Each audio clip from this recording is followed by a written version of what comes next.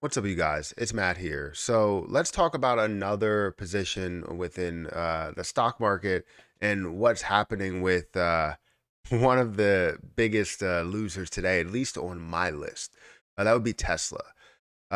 Tesla, I've made money from Tesla time and time again.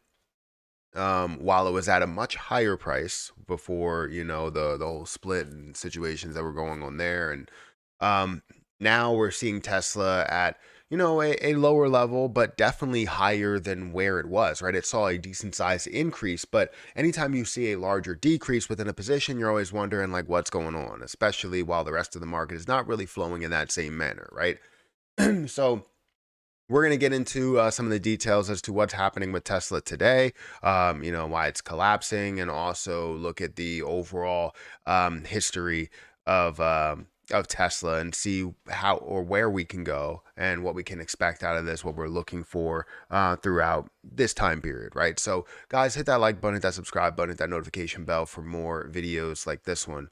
Also, make sure you check out some of the links down below. It does help out the channel. And if you guys want to follow me on Twitter, follow me on Patreon. Those links are down in the description. And if you guys want to use the trading platform that I use, Webull, in order to trade, you can use that. All you have to do is click that link, which should be at the top of the description, sign up, and you'll be a part of it. And you should get free stocks as well. I believe right now it's like 12 or like 18 free stocks for like the first person that signs up. So definitely check that link out if you guys are new to the Webull platform, because I could use free stocks and I know you could use free stocks. We could all use free stocks. But let's go ahead and talk about Tesla. Again, let's look at what's happening today. So, actually, I hate when it does this. Every time I click on Webull, it doesn't allow me to use my shortcuts for some reason. But now you're seeing the screen as of right now. If I can check it, yes. We're currently at $265. It is 2:04 p.m. And we have about a few hours left, or a couple of hours left, until the market closes today, which means we could see a little bit of a pickup, right? We could see it hit bottomed out, which it could have been at 264, and now we're seeing it kind of create maybe some higher highs, higher lows scenario, right? So by the time we finish this video, we might have a a decent movement on our hands unless it just continues to drop. But we're currently sitting at $265, down 8.8%, more than what we're seeing in any other position that we have, at least on my list. A high today of 280, which was still lower than where it was at the previous close, which was 291. Opened up today at 279, and then you saw the low here of 264, which is very, very close to as you zoom in here. It opened up and decreased right away. It looked like it was going to recover, bounced off of the 200 EMA, and then just continued that trend the whole way down. Decreased all the way down to this low here, where it had two different touch points, almost three different touch points at 269, before increasing back up to 274, having that touch point of the VWAP. And actually bouncing or resisting away from that VWAP all the way down to 264, you saw this low. Now, currently, again, you could see that it's dropping even more. It's at a level of down 9% right now, and kind of pushing down to that 264 level. So who knows what will really happen here. As far as the RSI, it looks like it's 37 on the RSI. It's not being completely oversold, but it is closer to oversold than it is to even being flat or being, oversold or overbought. That's what I was trying to say. So it's closer to being oversold than it is to being overbought, obviously. So it's very close to that level. So doesn't really look great, but you could see a bounce coming soon as you get to that oversold level. Now, if we look at history, we've seen where we're looking for this to kind of climb out of this hole that it's been in, looking like it's more consolidating on the 200 EMA here and finding a level to kind of bounce off of that 200 EMA. But you have this level to where it may be resisting from, which is around 320 or so. But ultimately, you want to see it break through that $400 mark.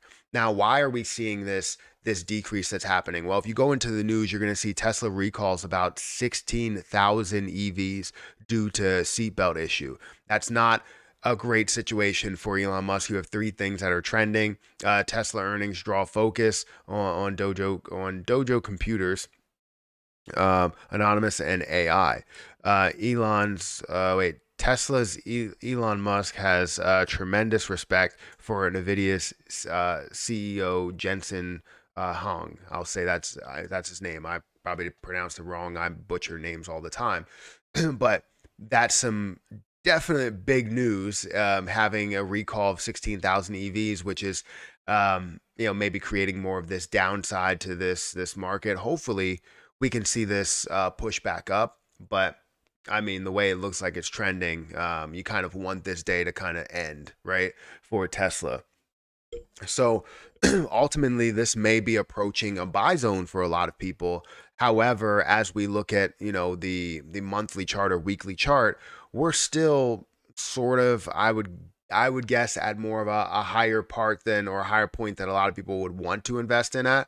But we're closer to that 200 EMA. And if you can get down to close to that 200 EMA of around $200 ish, that would make it a great buying point for a lot of people. And that would make it a good point for me as well.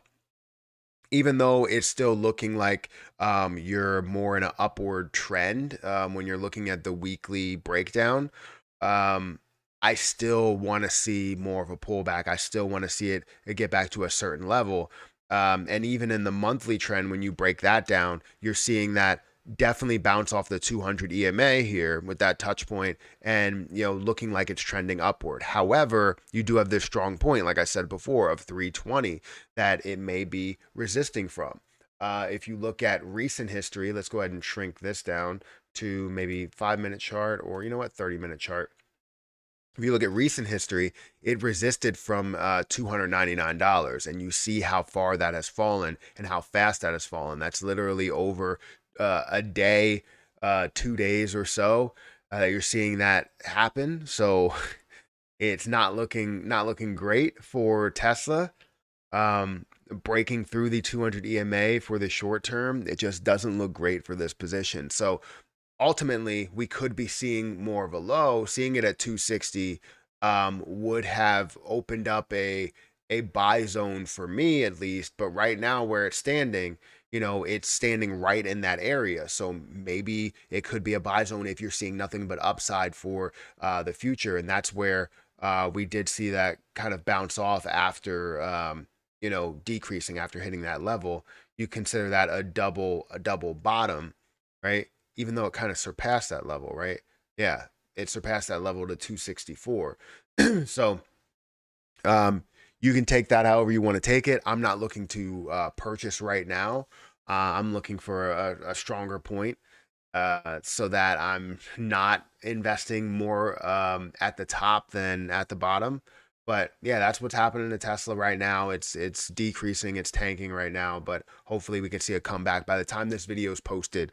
Let's hope for something positive, especially in the after hours market. Guys, hit that like button, hit that subscribe button, hit that notification bell for more videos like this one. I'm gonna get out of here, and I'll catch you guys in the next video. See ya.